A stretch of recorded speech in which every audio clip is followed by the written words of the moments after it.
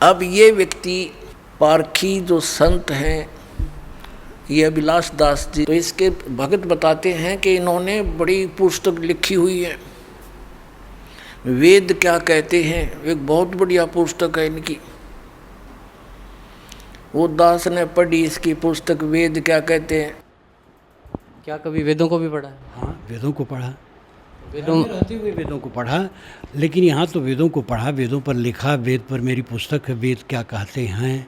और ये क्या कहता है कि मैंने वेदों को पढ़ा है, आज भी पढ़ता रहता हूँ। फिर इससे पूछते हैं, जैसे इसका विधान है, ये भी खुद बताता है, इसकी पुस्तक में लिखा है कि प्रारब्ध के कर्म यानी किस्मत में लिखे हुए दुख सुख जीव को भोगने ही पड़ेंगे, इसमें कोई परिवर्तन नहीं हो सकता। स्वामी जी, क्या परमात्मा अपने साधक के पाप नाश करता है? विश्व नियम को लोग स्थूल बना करके एक ऐसा बना देते हैं कि वो कृपा और कोप करता है। कृपा कोप करने वाला कोई नहीं है, जो हम करेंगे वो भरेंगे। लेकिन कमज़ोर मन को ये चाहिए कि हम पाप भी करें तो वंदना करें तो क्षमा कर दें। इसलिए लोग गढ़ते गढ़ते ऐसा भावुक भगवान बना लिए हैं कि सारा पाप करो, उसका नाम ले लो, कट जाएगा। और इससे गड़बड़ी और बढ़ी है।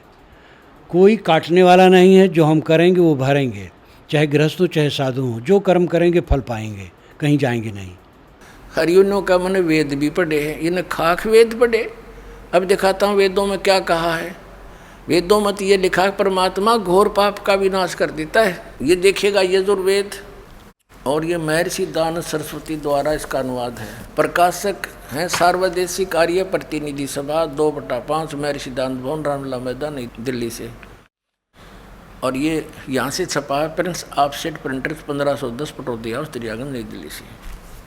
8वें अध्याय का और 13वां श्लोक दिखाते हैं आपको। 8वें अध्याय का 13वां श्लोक, इसमें क्या लिखा है कि देव कर्तस्य एनस्य एव जनमसि, मनुष्य कर्तस्य एनस्य एव जनमसि, पितृ कर्तस्य एनस्य एव जनमसि, आत्म कर्तस्य एनस्य एव जनमसि, एनस्य एनस्य एव जनमसि। ओहो, अब ये 241 पर हमने इसकी संस्कृत पढ़ी है, अब 242 पर इसका अनुवाद है। 242 पे ये, इसमें क्या लिखा है कि हे सब के उपकार करने वाले मित्र, आप दान देने वाले के अपराध के विनाश करने वाले हैं। अब पुण्यात्माओं, ये तो सारे के सारे जितने संत महंत आचार्य शंकराचार्य, ये महर्षि, ये संत अभिलाष दास जैसे, तो ऐसा काम कर दिया इन मेरे साथ में। एक व्यक्ति था, वो किसान था और अकाल गिर गया। उसने सोचा भी खेती में तो काम गुजारा चला नहीं, तो कोई और धंधा कर ले।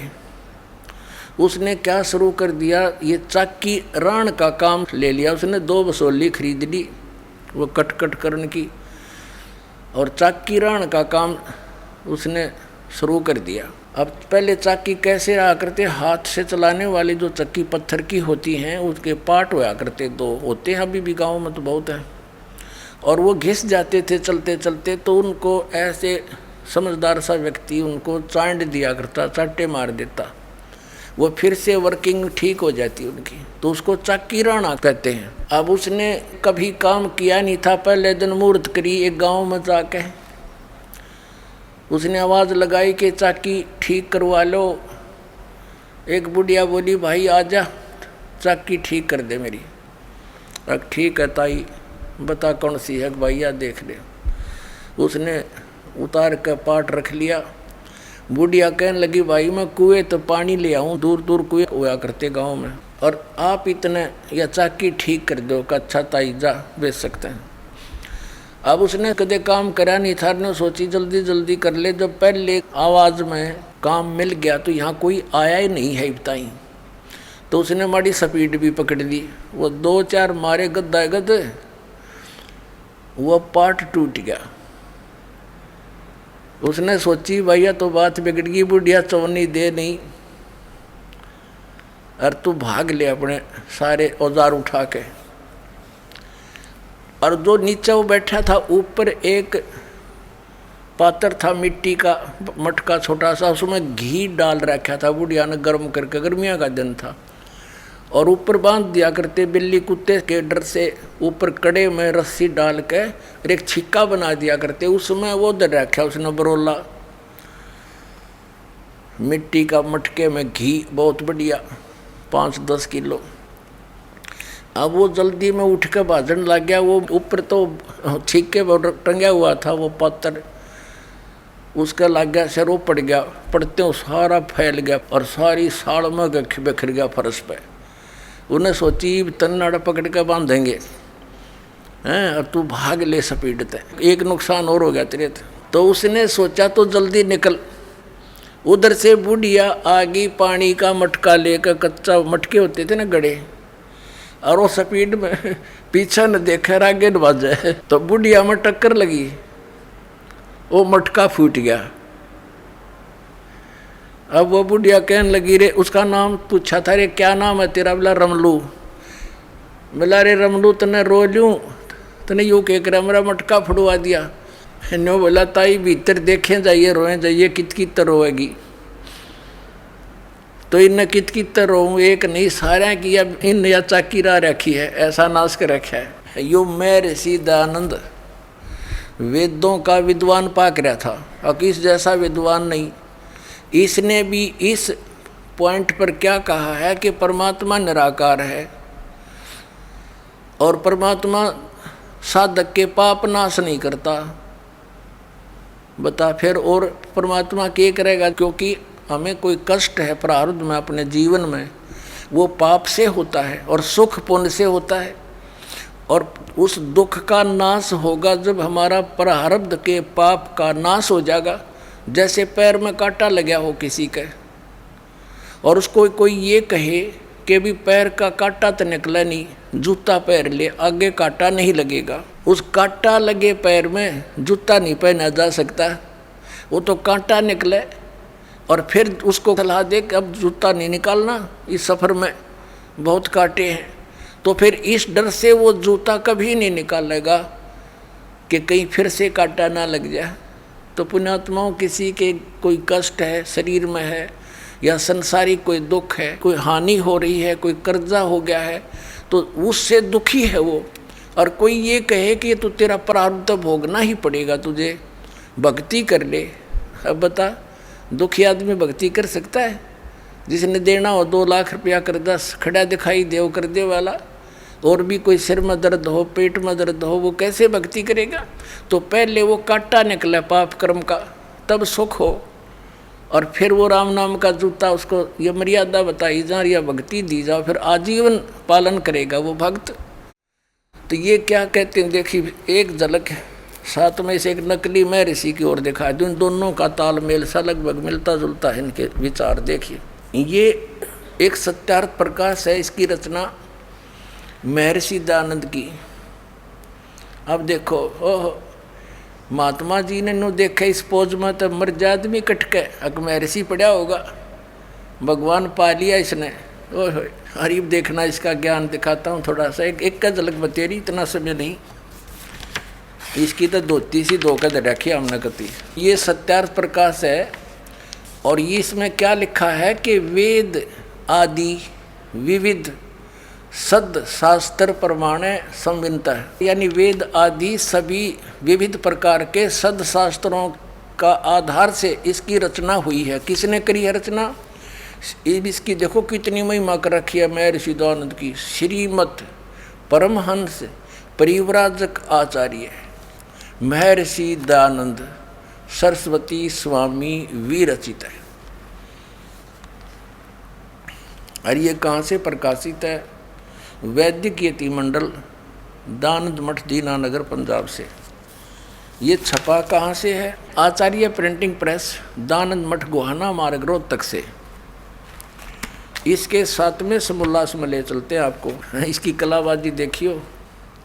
154 पृष्ठ पर 7वां समोल्लास, 7म समोल्लास। किसी ने पूछा कि प्रश्न, ईश्वर साकार है व निराकार? उत्तर महर्षि का निराकार। ठीक है।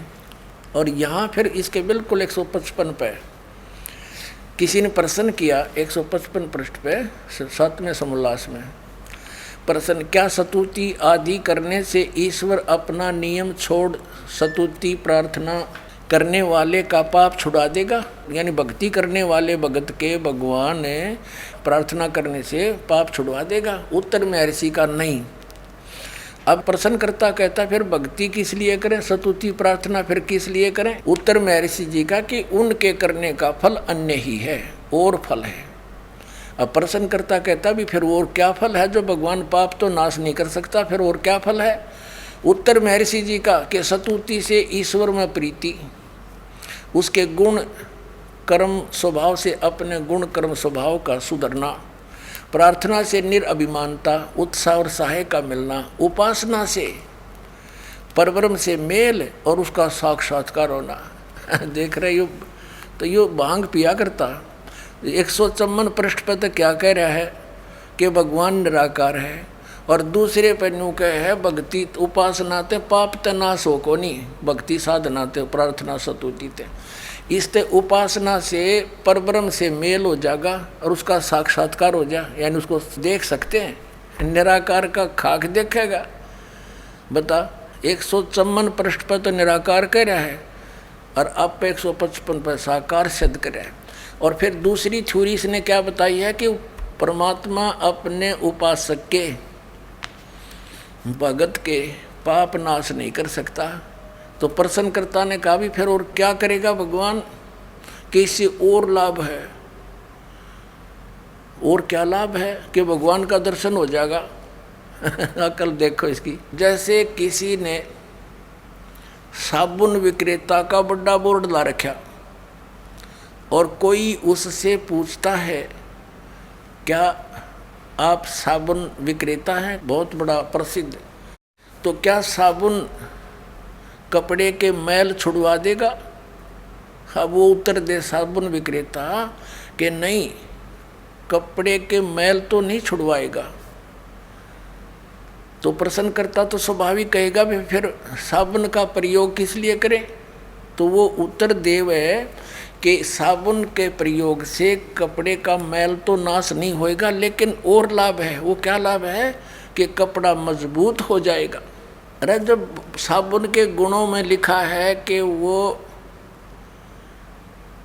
कपड़े के मैल काटे और काम में ही हो साबुन का, ऐसा व्यक्ति कौन होगा? वो धोखेबाज जिसने लकड़ी के गुटके पैक कर रखे होंगे, पुड़िया बना रखी होंगी लकड़ी के टुकड़ियाँ की, गुटकियाँ की, और वो बेचता होगा कि साबुन ते मैल तक कटे नहीं, कपड़ा मजबूत हो जाएगा, दूना और कटेगा उससे। तो फिर अब जैसे कोई वैद्य है और वैद्य से कोई पूछता है कि वैद्य जी क्या औषधि प्रयोग करने से रोग नाश हो जाएगा, और वो वैद्य ये कहे कि औषधि खाने से रोग नाश नहीं होगा।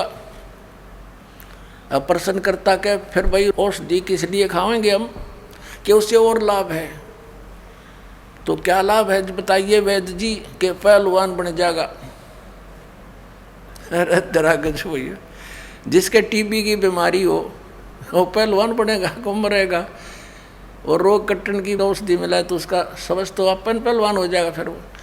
तो कहने का भाव ये है, ये सारे एक थैली के चट्टे बट्टे थे, ज्ञान किसी ने था नहीं, भोली जनता इनके पीछे लागी। न मेरे सिर बड़े साधु संत पहुँचे हुए और नो दिखा दे करके न सोचा भाई कितनी भगवान ते मिल रहे, इन्हें कख भी नहीं पता, अपने सदग्रंथों से परिचित नहीं, इन्हें झूठा ज्ञान ध्यान का लाओ, ये बाद विदा चतुराई। देखिएगा अब इसने इस सत्यार्थ प्रकाश के प्रथम समोल्लास में ये 18 पृष्ठ पे इसी सत्यार्थ प्रकाश के महर्षि दयानंद ने प्रथम समोल्लास के इस 18वें पृष्ठ पे यहाँ मित्र की परिभाषा बताई है। क्या बताया कि वह परमेश्वर सबका सच्चा मित्र है, इससे परमेश्वर का नाम मित्र है। ये इसने सत्यार्थ प्रकाश के प्रथम समोल्लास में परमात्मा के नामों की व्याख्या कर रखी है कि किन किन नामों से परमात्मा का बोध होना चाहिए। अब ये कंसेप्ट क्लियर हो गया कि महर्षि दयानंद जी परमात्मा के नामों में से एक मित्र शब्द भी जहाँ ये प्रयोग करता है, जहाँ परमात्मा की महिमा है, तो ये सोच ले वो भगवान के विषय में। अब क्योंकि इसका विधान भी अपना सत्यार प्रकाश में ये है कि परमात्मा पाप नाश नहीं करता, पाप छुड़वाता नहीं साधक के। तो यहाँ वेद में, यजुर्वेद के 8वें अध्याय के 13वें श्लोक में 6 बार लिख रखा है कि घोर पाप का भी नाश परमात्मा कर देता है। तो इसने सोची, तूने सत्यार प्रकाश में तो ऐसे लिख रखा है, अब तेरी बात झूठी ना हो जा, इसने यहाँ मित्र लिख दिया, भगवान ना लिखा। क्योंकि आम भोली भाली जनता ने इतना ज्ञान कहा, वो तूने सोचा ये कोई मित्र के विषय में लिख रखा होगा। जैसे सन 2004 से ये दास समाचार पत्रों में इस महर्षि दयानंद की जानकारी, इसके अज्ञान का समाचार पत्रों में लिख कर लेख लिखा करता था, और ये बताया करता था कि ये महर्षि दयानंद सत्यार प्रकाश तो उसका अनुभव है, वेद भगवान का ज्ञान है, विधान है। तो जो वेदों से नहीं मिलता तो वो ज्ञान गलत है, और इस बात को ये महर्षि दयानंद भी मानता है। तो देखिएगा, महर्षि दयानंद कहते हैं कि परमात्मा पाप नाश नहीं कर सकता, वेद कहते हैं घोर पाप भी नाश कर दे। तो सत्यार्थ प्रकाश ये झूठार्थ प्रकाश है, समाचार पत्रों में लिखना शुरू किया। इसी का परिणाम था ये क्रोथा कांड। तो इन्होंने क्या उत्तर दिया समाचार पत्रों में कि रामपाल झूठा है, इसको संस्कृत आती नहीं, ये महर्षि दयानंद के क्या जाने गूढ़ रहस्यों को उस 8वें अध्याय के 13वें श्लोक में मित्र के बारे में कहा है, भगवान के बारे में नहीं कहा। फिर दास ने ये सत्यार प्रकाश का थैला उल्टा कर दिया, उनका आगे देख युग अंत से इसमें। अब हम फिर आ जाते हैं यजुर्वेद के, महर्षि दयानंद का अनुवाद है यजुर्वेद। अब हम फिर इसमें दिखाते हैं आपको। अब यहाँ पढ़ रहे हैं हम यजुर्वेद के 8वें अध्याय का ये 13वां श्लोक। यहाँ तो संस्कृत है ओनली, ये 241-242 पे अनुवाद किया है इसने। यहाँ ये अनुवाद करता स्वयं महर्षि दयानंद है। हे सबके उपकार करने वाले मित्र लिख दिया यहाँ पर, यहाँ लिखना था सबके उपकार करने वाले परमेश्वर। और सत्यार प्रकाश में इसने स्पष्ट भी कर दिया कि सबका सच्चा मित्र साथी होने के कारण परमात्मा का नाम मित्र जानना।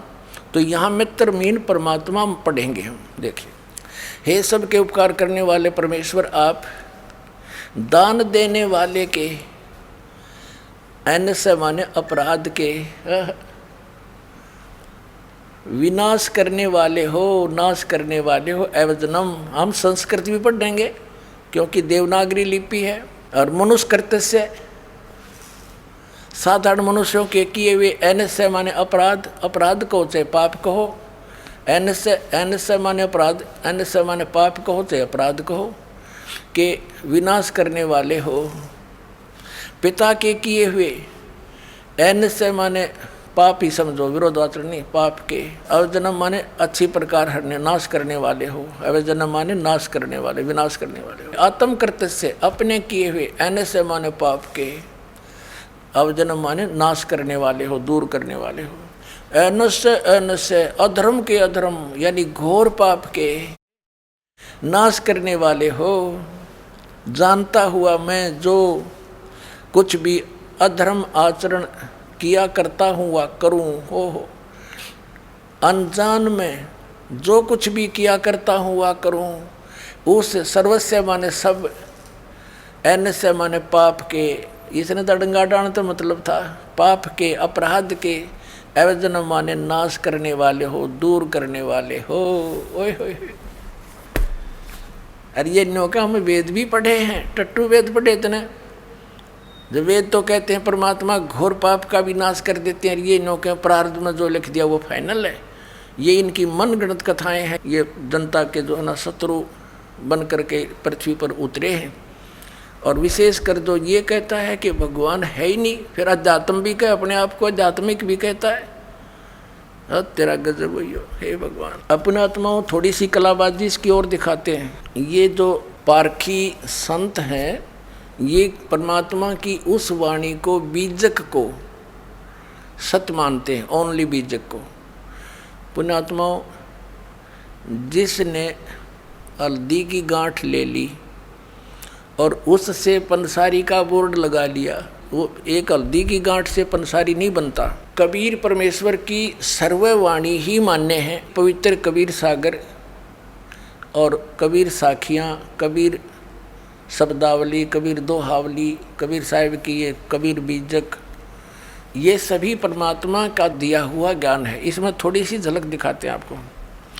इस कबीर साहिब के बीजक ग्रंथ में सबसे पहली वाणी है, ये देखिएगा, ये है सतगुरु वे नमः, और सतगुरु कबीर विरचित।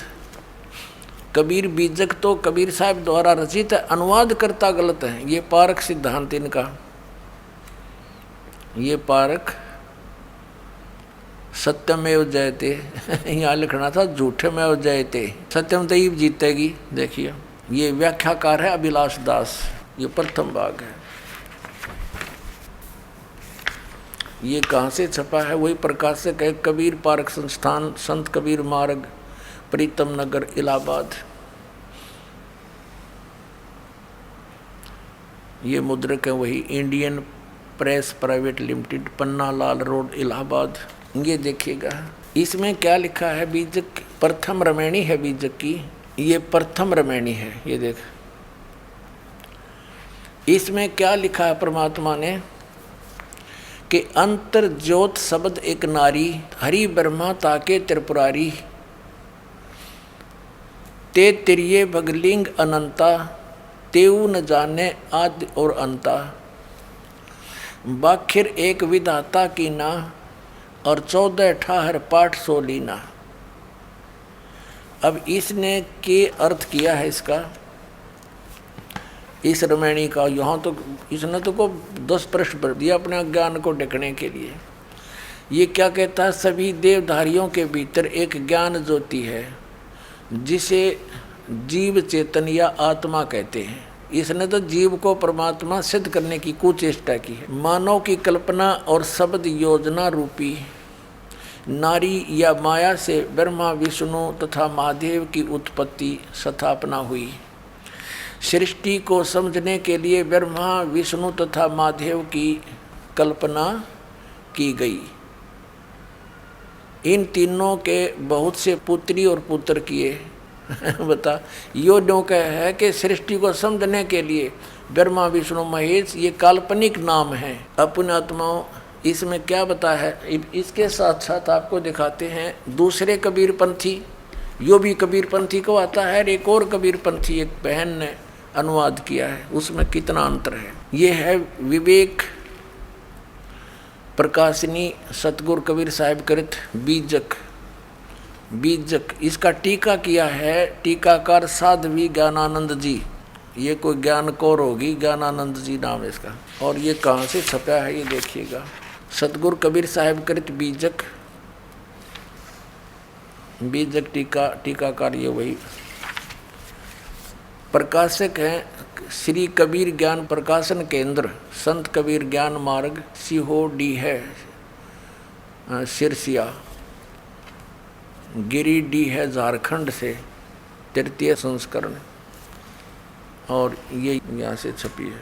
अब इसमें क्या किया है इस बहन ने, इस टीका को बहुत अच्छी तरह किया है। देखिए ये बीजक टीका,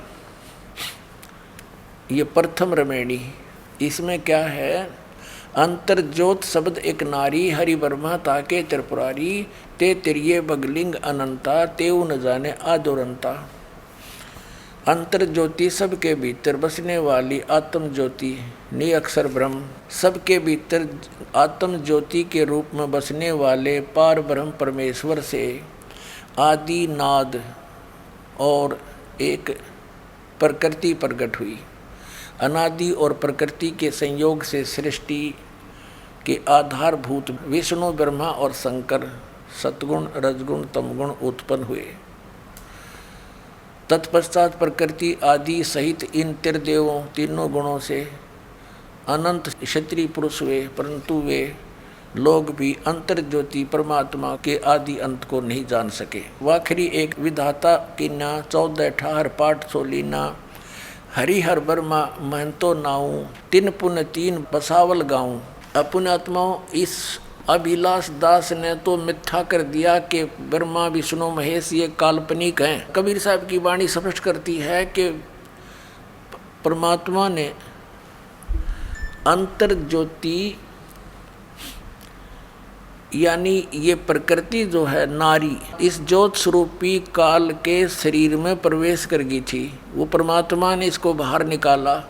उसके बाद फिर इन दोनों के संयोग से, इस ज्योत स्वरूपी काल के और प्रकृति के संयोग से ये तीनों ब्रह्मा विष्णु महेश की उत्पत्ति हुई। तो पुण्यात्माओं, ये और देखिएगा, आगे दिखाते हैं आपको इसने कैसी अटकलबाजी की है। देखना, ये तो अभिलाष दास की है टीका जो आपको दिखाने जा रहा हूँ। ये 53 पृष्ठ पर ये प्रथम प्रकरण है। ये यहाँ देखना, इसमें एक शब्द है नीचे, यरमैणी प्रथम है। प्रथम आरंभ कौन को भऊ, दूसर प्रगट किन सोठऊ। प्रगटे ब्रह्मा विष्णु शिव शक्ति, प्रथम भक्ति कीन जीव उक्ति। प्रगटे पवन पानी, और ये सारा कुछ लिखा है। फिर क्या बताया है कि जीव शिव सब प्रगटे, वह ठाकुर सब दास, और कबीर और जाने नहीं एक राम नाम की आस। है बता, ये कबीर साहब बीजक में इस अभिलाष दास जी ने स्वयं प्रमाणित ले रखी है कि ये वाणी सच्ची है। जो कबीर साहब की वाणी लिखी है, ये कबीर साहब की वाणी है। और इसने इसका अनुवाद कैसे किया अड़ंगा, देखो ये 54 पृष्ठ पर बीजक, इसने यहाँ अनुवाद किया कि जीव से ही शिव यानी ईश्वर देव आदि की कल्पना प्रकट हुई। ये काल्पनिक मानता है, पीछे से कल्पित पदार्थ ही स्वामी बन बैठे और कल्पना करता जीव उनके दास बन गया। कबीर साहब कहते हैं कि मैं और कुछ नहीं जानता, मुझे केवल उस आत्म स्वरूप की ही आशा भरोसा है जिसका राम नाम है। ये जीव को राम सिद्ध करने की कह रहा है, जिसका राम नाम है, और अर्थात मेरा निरंतर विश्राम आत्म स्वरूप में है। ये घुमा फिरा के कहना चाहे है कि जीव ही ब्रह्म है। और जबकि इस वाणी का प्रत्यक्ष अर्थ देखिएगा, ये वाणी जो 53 पृष्ठ पर है, यहाँ तो ये वाणी है, आगे उसका अपना अड़ंगा अनुवाद है। जीव शिव सब प्रगटे, वह ठाकुर सब दास। शिव माने परमात्मा, ये केवल शिव ये शंकर के लिए नहीं है। वेदों में शिव माने सर्वशक्तिमान, जो सबका कल्याण करने वाला। जीव और शिव सब प्रगटे, वह ठाकुर सब दास, यानी जीव तो उसके दास हैं, परमात्मा उनका मालिक है। कबीर और जाने नहीं, यानी तुम और मत जानो एक राम नाम की आस। कितना स्पष्ट है। अरे इस नडंगा के करा देख, इस दुनिया के नाश करने वाले ने, भक्ति का नाश करने वाले ने, जीव से शिव यो ईश्वर देव आदि की कल्पना प्रकट हुई, कल्पना, और पीछे से कल्पित पदार्थ भी स्वामी बन बैठे और कल्पना करता जीव उनके दास बन गए। कबीर साहब कहते हैं कि मैं और कुछ नहीं जानता, मुझे केवल उस आत्म स्वरूप की ही आस भरोसा है। बता, आत्म स्वरूप की खाक भरोसा है, गधा का गधा ने के भरोसा बता है तेरा गिद्ध भैया। अब देखो इसका, इस बहन जी ने कैसे टीका किया है, ये भी कबीर पंथी है। देखना, ये आपको दिखा दिया था, अभी बार बार इनके प्रकाशक दिखा नहीं पाऊंगा। अब इसकी तीसरी रामायणी में ये है, इस बहन के द्वारा अनुवाद है। ये चौथी रामायणी नीचे है, ऊपर तीसरी का लास्ट में है। जीव शिव सब प्रगटे, वह ठाकुर सब दास, और कबीर और जाने नहीं एक राम नाम की आस। अब इस बहन ने कितना अच्छा अनुवाद किया है। इस तरह जीव और ईश्वर प्रकट हुए, ईश्वर स्वामी हुए और सभी जीव दास हुए। सतगुरु कबीर साहब कहते हैं कि मैं अन्य किसी को आराध्य नहीं मानता, प्रत्युत सर्वाधार सर्वाधिष्ठान सबको प्रकट करने वाले राम के भजन की ही आशा करता हूँ। ये बिल्कुल सही अनुवाद है। अरिष्ट नास्तिक ने, भक्ति नाशक ने, इसने इसका के अनुवाद कर रखा है कि भाई फिर पढ़ो, या अंग्रेजी जल्दी सी समझ में ना आओ आपके। अब ये फिर अभिलाष दास वाली पढ़ो आप, ये इसका प्रकाशक है ये, और इसके देखना या तीसरी रमणी, या प्रश्न नंबर 53 पर हमने पहले भी पढ़ी थी, एक बार फिर देख लो। या तीसरी रमणी के लास्ट में है, जीव शिव सब प्रगटे वह ठाकुर सब दास। इसमें बिल्कुल साफ है, बिल्कुल स्पष्ट है कि जीव यानी जीव और शिव परमात्मा, जीव शिव सब प्रगटे वह ठाकुर सब दास।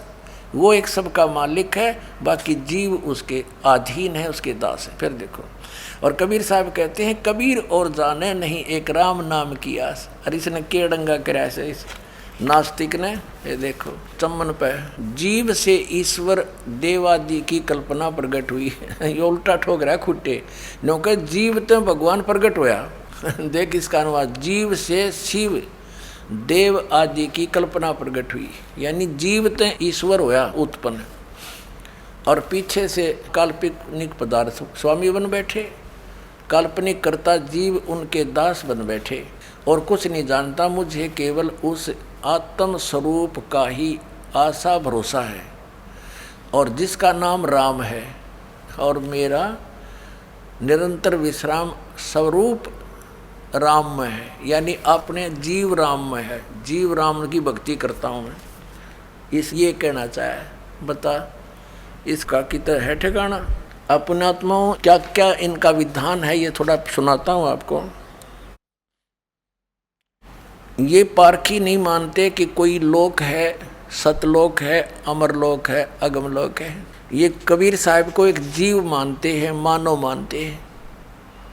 जब कबीर साहब भी जीव और अभिलाष दास भी जीव, फिर कबीर साहब को सतगुरु और क्यों मान लिया है न इष्ट देव।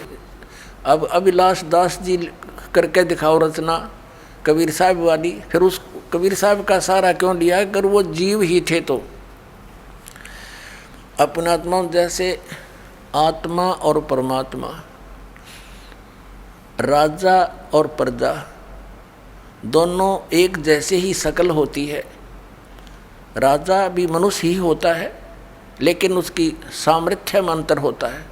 तो जैसे आदरणीय गरीबदास साहिब जी को परमात्मा मिले, आदरणीय नानक साहिब जी को मिले, आदरणीय धर्मदास साहिब जी को परमात्मा कबीर जी मिले, आदरणीय दादू साहिब जी को मिले, आदरणीय मलुकदास साहिब जी को मिले, आदरणीय गीसादास साहिब जी को मिले।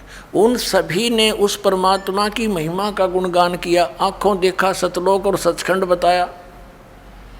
गरीबदास साहिब जी को परमात्मा सचखंड लेकर गए, वहाँ की सारी सतीति दिखाकर वापस छोड़ा, तब कहा था अनंत कोट ब्रह्मांड का एक रति नहीं भारे, सतगुरु पुरुष कबीर हैं ये कुल के सिरजनहारे। आदरणीय रामानंद जी को परमात्मा सचखंड लेकर गए थे और फिर उसी तरह वापस छोड़ा, तब उसने कहा था दो ठोर है एक तू भया एक से दो, गरीबदास हम कारणे तुम उतरे हो मगजो। बोलत रामानंद जी सुनो कबीर करतारे, गरीबदास सब रूप के तुम ही सृजनहारे। और कबीर परमेश्वर ने खुद कहा है कि ए स्वामी सृष्टा में, यानी सबका रचनहार मैं हूँ और सृष्टि हमरे तीर, गरीबदास अधर बसूं अवगत सत कबीर। और फिर परमात्मा ने कहा कि सुन रामानंद राम हम, यानी राम माने परमात्मा, हम हैं। और जिन भी महापुरुषों ने परमात्मा को देखा, उनके दर्शन किए, उन्होंने स्पष्ट किया है कि हम सुल्तानी नानक तारे दादू को उपदेश दिया, जात जुलाहा वेद न पाया वो काशी माहे कबीर हुआ। आदरणीय नानक साहिब जी ने कहा है कि फाई सुरत मुल्की वेश ए ठगवाड़ा ठगी देश, खरा सियाणा बोता बार। ये धानक रूप रहा करतार। करतार माने सबका रचने वाला, सबका स्वामी। अब इस ज्ञान से, सत्संग से पुण्यात्माओं को जो परमात्मा की खोज में लगे हुए हैं, उनको ये तो विश्वास हो चुका है, लगभग हो जाएगा नहीं तो ज्ञान सुनने से, कि कबीर इज गॉड, कबीर परमात्मा है, सतपुरुष है, सारे प्रमाण दास ने दिखा दिए। अब क्या समस्या आवेगी आपके समक्ष कि भाई यदि कबीर साहब ही भगवान हैं तो फिर बिल्कुल सही है, फिर तो कबीर पंथ में जितने महापुरुष हैं जो गुरु पद पर हैं, आम जनता जनसाधारण के मन में, भोले भालों के मन में ये बात मन में आवेगी कि भी सबसे पुराना कबीर पंथ में कौन सा स्थान है, हमारे किया और बीमारी है, हम सबसे पुराने को महत्वपूर्ण मानते हैं। तो पुण्यात्माओं, अब भोली आत्मा उन कबीर पंथ के उन नकली संतों के जाकर फंसना जा, इसलिए अब थोड़ा सा ये सतर्क और करना पड़ेगा। एक हमारा सेवक बना सन 1998 में, और उसको ज्ञान हो गया कि कबीर साहब परमात्मा है दास के प्रमाणों से। तो उसके अंदर काल ने के प्रेरणा भर दी, अब कबीर साहब तो भगवान है ही, ये तो अंडरस्टूड हो गया, बुद्धिमान बच्चा था, लेकिन ये चतुरता है इस मार्ग में हानिकारक भी होती है। तो उसके मन में क्या दोष आया जो दास ने अभी बताया। उसने सोचा जब कबीर साहब ही भगवान हैं, और इस दास के बारे में सोचा ये तो अभी सन 1994 से नाम देने लगे हैं, और ये तो बहुत नए से हैं, और कहीं ऐसा ना हो उन पुराने आश्रमों में उनके पास तो बहुत ही यथार्थ ज्ञान मिलेगा जो उसने धारणा बना रखी थी, परिचित नहीं होने दिया। और कहा जी ऐसे ऐसे हमारी इच्छा है कि कबीर बट देख कर आवें, बांधवगढ़ का वो स्थान देखें जहाँ धर्मदास जी हुए हैं। मैंने कहा चलो भाई देख आते हैं। संगत थोड़ी थी, थोड़े ही भक्त बने थे। सन 2000 में फिर हम कहाँ गए, कबीर बट है एक, ये गुजरात स्टेट में भरूच एक शहर है। भरूच शहर से 12 किलोमीटर की दूरी पर एक मंगलेश्वर गांव है।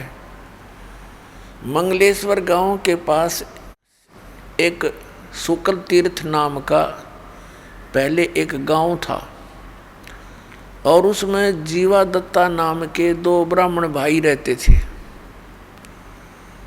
और वो परमात्मा के शिष्य हुए थे। उन्होंने ज्ञान सुना कि भी पूर्ण गुरु के बिना मोक्ष नहीं हो सकता। दोनों भाइयों ने विचार विमर्श किया कि भी हम जिस भी संत के विचार सुनते हैं हमने तो वो पूरा दिखाई देता है, अब हम कैसे निर्णय करें कि कौन सा पूरा है और कौन सा अधूरा है। तो उन्होंने अपनी ही सोच के आधार से एक फैसला कर लिया, निर्णय कर लिया कि हम अपने आंगन में एक सूखे वट वृक्ष की टहनी गाड़ेंगे, जैसे पौधा लगाते हैं यानी नीचे गड्ढा बनाकर, और इन महापुरुषों के चरणामृत ला करके चरण धो के और इस टहनी में डालेंगे, और यदि ये हरी होगी तो हम मान लेंगे पूर्ण गुरु है। इस दृष्टिकोण से उन्होंने जहाँ भी जिस संत का नाम सुना वहीं पहुँच गए और उनसे प्रार्थना की, दासों को चरणामृत दीजिए। अब संत इस बात से नकारा नहीं करते कि ले बेटा ले लो, उनके चरण धोएं और डाल के पात्र में घर ले आवें, आते उसमें डालते हैं। 2 दिन बाट देखें, 2-3 दिन कुछ नहीं होता, हफ्ते 10 दिन, फिर दूसरे के पास जाएं, तीसरे के पास जाएं, सब जगह जा लिए जिनका बोलबाला था। ये उनको ज्ञान हो गया था कि मनुष्य जीवन परमात्मा प्राप्ति के लिए ही प्राप्त हुआ है, और यदि मनुष्य जीवन प्राप्त करके भगवान मिले नहीं तो व्यर्थ है, और पूरे गुरु बिना भगवान नहीं मिले। सब संत कहते हैं, ऋषि और मंडलेश्वर कहते हैं, तो उन्होंने ये डिसीजन कर लिया कि हे परमात्मा, इस समय तो पृथ्वी पर कोई परम संत नहीं है, पूर्ण संत नहीं है, हम दोनों भाइयों की मृत्यु कर दो और किसी समय इस पृथ्वी पर संत आया हो पूर्ण, उस समय हमारी शेष आयु मनुष्य की दे देना दाता। कति फाइनल फैसला आत्मा से पुकार के और ये अर्ज की, और दोनों भाई मायूस रहने लग गए कि क्या बने इस जीवन का, तो पूंजी नष्ट हो रही है। अब कहते हैं परमात्मा, धारी मेरे संत की मुझसे मिटे नहीं अंश। उसी समय हफ्ते 10 दिन के बाद परमात्मा एक जिंदा महात्मा के रूप में उस शुक्ल तीर्थ नाम के गांव में, जिसमें 30-40 घर थे ज़्यादा से ज़्यादा, पहले ऐसे छोटे छोटे गांव होते थे सभी, तो वहाँ गली में घूम रहे हैं और जीवा और दत्ता, जिसको तत्वा भी कहते हैं, उसके घर के सामने से और दूसरी गली में जा रहे थे। तो दत्ता बाहर आया। उस दत्ता ने देखा कि एक महात्मा जा रहा है। उसने अपने बड़े भाई जीवा से कहा कि जीवा, एक महात्मा जा रहा है, तेरी आज्ञा हो तो बुला लाऊं। अब जीवा कहने लगा, भाई रहने दे, क्यों जख्म को हरा कर रहा है, क्या करेगा बुला करके। ऐसे ऐसे मंडलेश्वरों को देख लिया, उनके पास कुछ नहीं हुआ। दत्ता ने फिर कहा, भाई मेरी तो इच्छा करती है संत को एक बार बुला लाऊं। जीवा ने कहा, भी देख ले, फिर मैं क्यों तेरी आत्मा को दुखाऊं, बुला ले।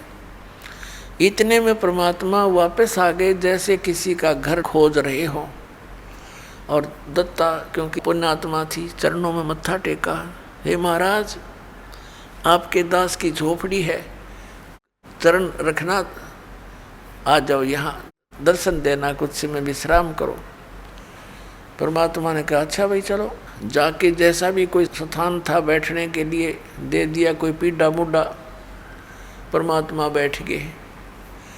और कहता है दत्ता, कहाँ जी, वो लाना, साधु के चरण धोवाएंगे। अपनी लाए कोई प्रात थाली और उसमें पानी डालकर चरण धोए। अब जीवा कहता कि दत्ता ले जा इस जल को, चरणामृत को, और संतों के चरणामृत को गली में नहीं डाला करते, इसको अंदर डाल देना पौधे में। अच्छा जी। अब दत्ता गया आंगन में, और ज्यों ही वो लगा डालने जल डालते डालते ही वो सूखी टहनी जो गलने लगी थी नीचे से, वह एकदम हरी भरी होगी। बोलो सतगुरुदेव।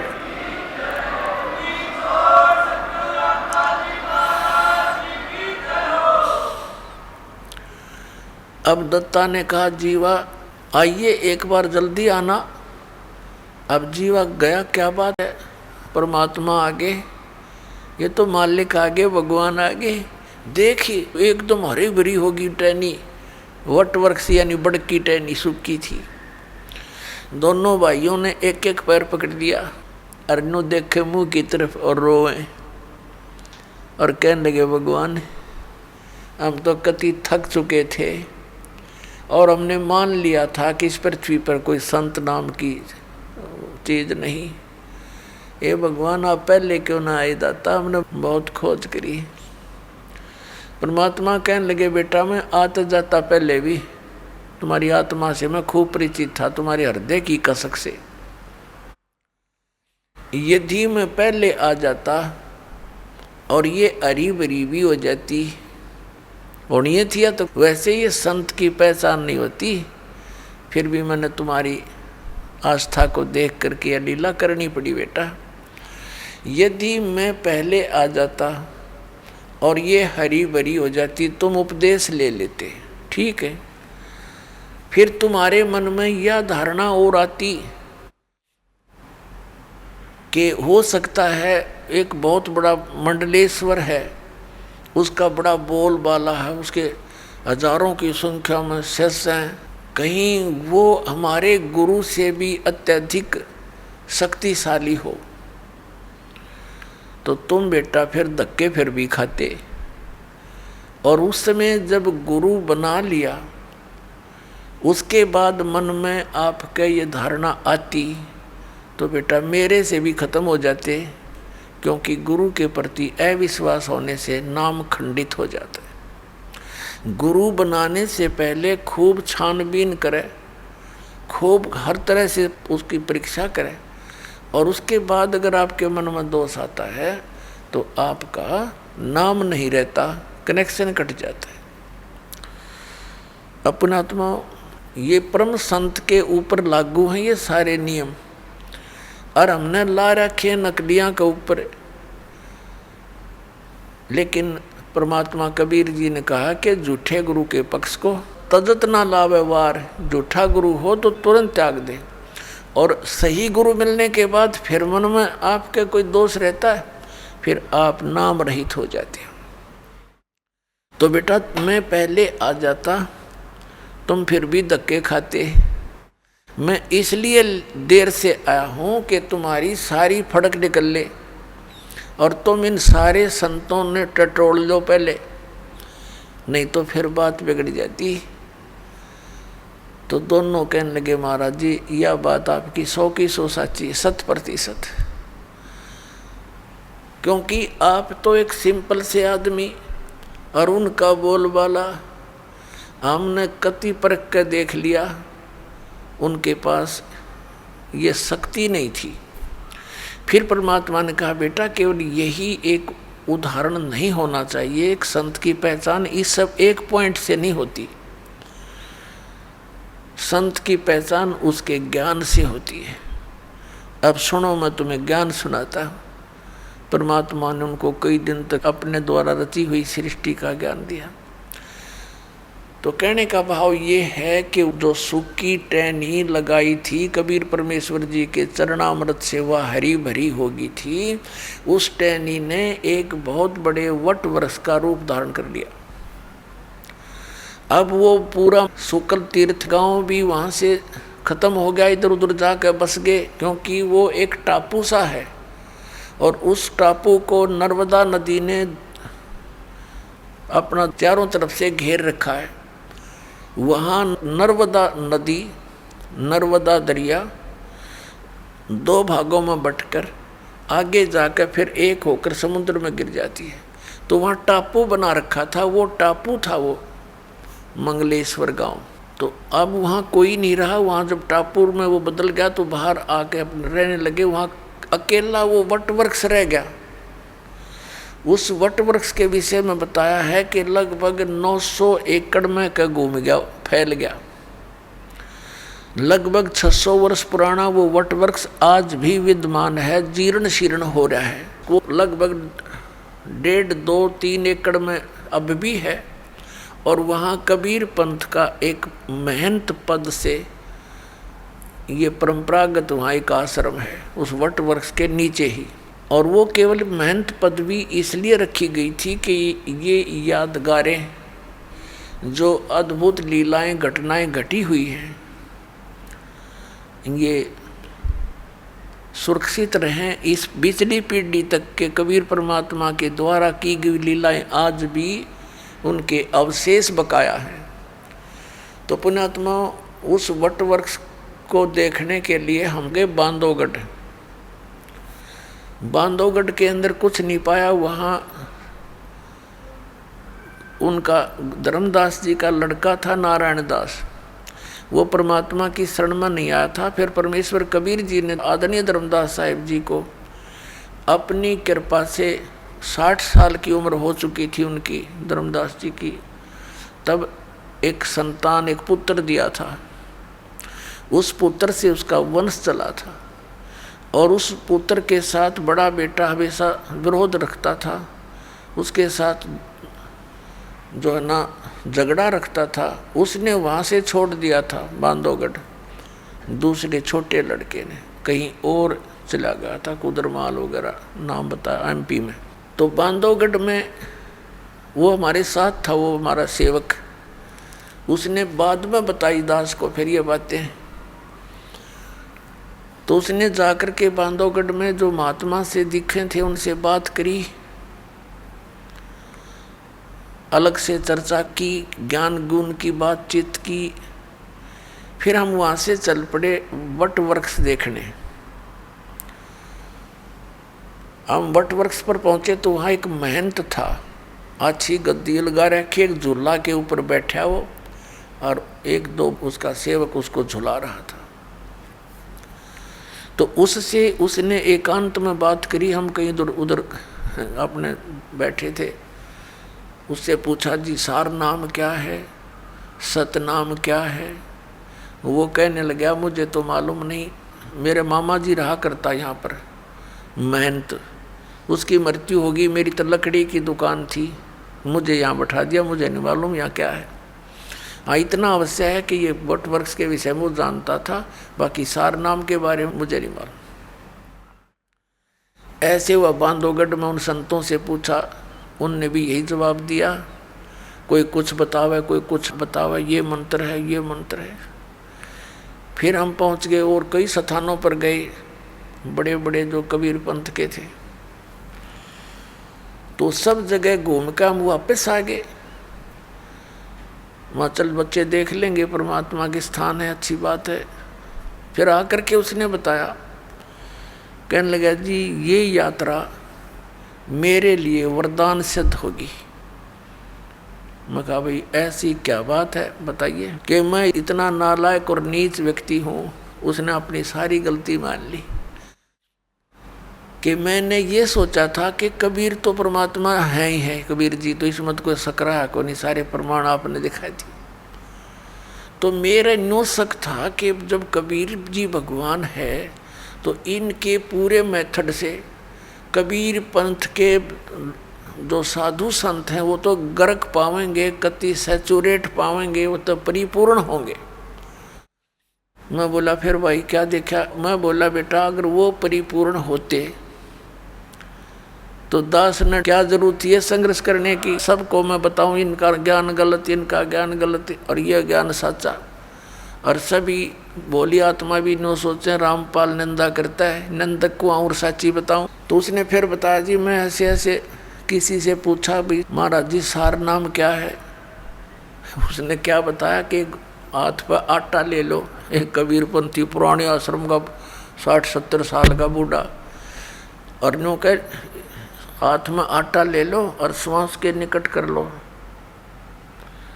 और श्वास से उस आटे में कोई डिस्टर्बेंस ना होनी चाहिए, बस ये समझ लो सार शब्द है।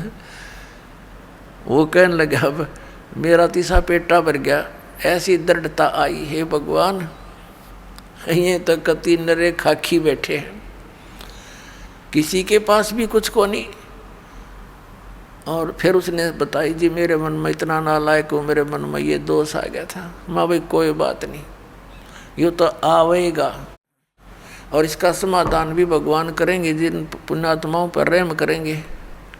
वो दिन है आज उस बच्चे को ऐसा दृढ़ निश्चय हुआ इस दास के इस सारे ज्ञान पे, और फल उसका जीवन सफल हुआ, ना तो फिर मार खा जाता किते।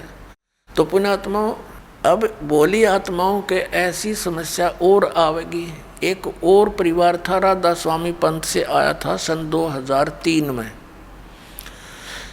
पूरा परिवार आया यहाँ पर, दीक्षा ले ली क्रोध आश्रम में, और अच्छी लगन से लगे रहे। फिर उनके मन में भी यही दोष पैदा हो गया, सारा ज्ञान समझ कर, कि भाई दामा खेड़ा के अंदर धर्मदास साहिब जी की गद्दी से संबंधित संत बताए हैं। कोई सिर फिरा मिल गया उनको दामा खेड़ा के गद्दी का कोई भक्त, उसने बता दिया उनको कि पूर्ण मोक्ष चाहिए तो दामा खेड़ा गद्दी वालों से ही होगा। कबीर साहब ने उनको वरदान दे रखा है। अच्छा, उनको झाड़ा लाने का वरदान दे रखा, कनपेट झाड़न का। कबीर साहब ने तेनों बता रखा, जो सच्चा नाम देगा उससे मोक्ष होगा सतनाम तय, वंश से नहीं नाद से होगा। यानी आज तक किसी ने देख लो नाद वाले जितने यानी वचन के से उनसे ही हमारा पंथ उजागर हुआ है, और जिसके पास सही नाम है उसी से मोक्ष होगा, किसी पीढ़ी से। उनका वह बात पक्की जचगी। अकरामपाल तक 5-4 वर्ष से लगा नाम देने, और वो तो बहुत पुराना बताया। यहाँ से छोड़ कर वहाँ चले गए धक्के खान। अब वहाँ जाकर पूछा, उन्होंने सतनाम प्राप्त हो चुका था। सारनाम तो मालिक ने कहा था भी थोड़ा सा और रोशनी हो लेने दे, फिर जल्दी दिया करेंगे, अभी तो थोड़ा खींच कर लेना है, समय बढ़ाना है। तो उनने जाकर पूछा, जी हमने नाम दे दो। दामा खेड़ा पहुँच गए। वो बोले भाई ठीक है बैठो, नाम देते हैं। उनने सुना दिया पूरा शब्द, अजर नाम अमर नाम पाताले सब सिंधु नाम, यही हंस का काम। वह देखे उनके मुंह की तरफ, वो कहने लगे सतनाम कौन सा होता? बोला ये है जो कुछ है, जो कुछ है बस यही है। अब वो वहाँ से तो खिसियानी बिल्ली होकर आ गए। उन्होंने फिर स्कीम बनाई, किसी से बताया कि वहाँ कबीर चौरा है काशी में, वहाँ परम संत पाओगे, वहाँ धक्के खाए। आखिर में वो भक्ति से हीन हो गए, यहाँ से भी गई। तो कहने का भाव ये पुण्यात्माओं, इस काल ने तो कई शिकंजे कस रखे, बहुत बंधन बांध रखे, पर अब ये सारे समाप्त करने पड़ेंगे। दास सारे समाप्त करेगा और ऐसा कर देगा इन सबको कि इनके पास खक नहीं, सबके जोड़े खाली करके दिखा दूंगा। अब देखो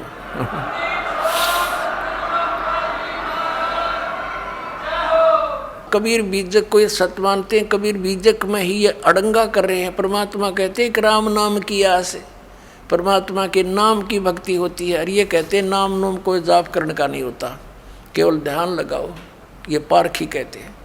और परमात्मा कहते हैं कबीर साहब, राम नाम रटते रहो, राम नाम रटते रहो जब तक घट में प्राण, और कदे तो दीन दयाल के है भनक पड़ेगी कान। और यही गीता जी बताती है 8वें अध्याय के 13वें श्लोक में, ओम इति एकाक्षरम ब्रह्म विवहारण मामनुस्मरण ये प्रयाति तदन देहम सयाति परमाम गतिम।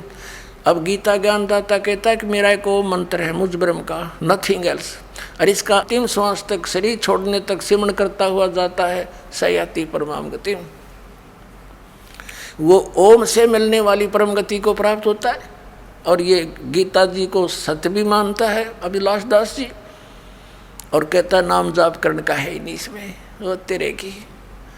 तो पुण्यात्माओं, ऐसे अज्ञानी के साथ भी और लाखों लोग चिपक गए बोली आत्मा, क्योंकि इनको ज्ञान नहीं।